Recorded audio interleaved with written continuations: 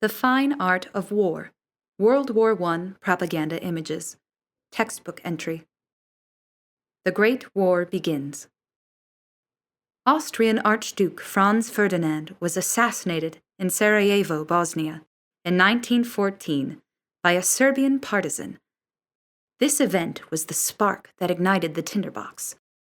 Long-simmering international resentments and a complex and befuddling maze of military alliances erupted into the world's first global conflict, World War I, which started in 1914 and ended in 1918. The United States was neutral for the first 3 years. President Woodrow Wilson tried to play peacemaker.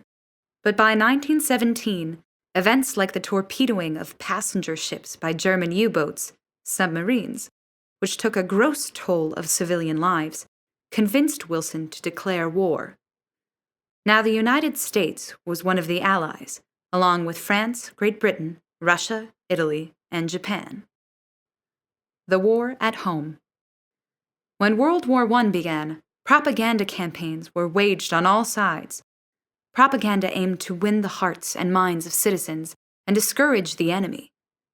The United States entered the war in 1917. Its publicity machine went into overdrive to induce public support. In a speech to the nation, President Wilson said, "The world must be made safe for democracy."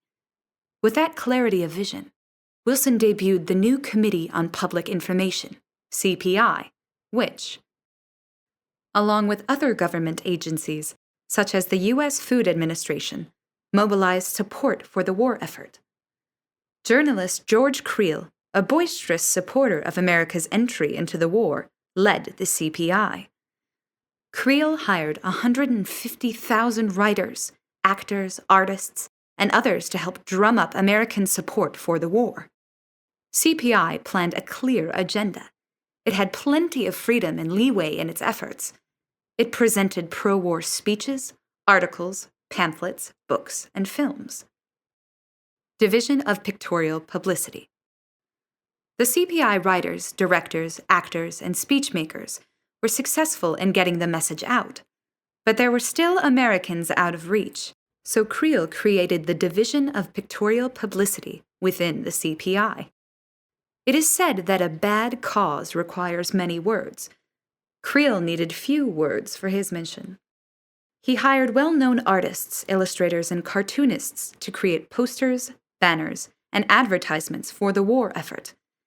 Newspapers and magazines were full of powerful images that packed a punch. Roadside billboards urged citizens to join the army or navy, buy bonds, knit socks for soldiers, conserve scarce food, and guard against the danger of spies. Images as a recruiting tool. James Montgomery Flagg created some of the most memorable posters.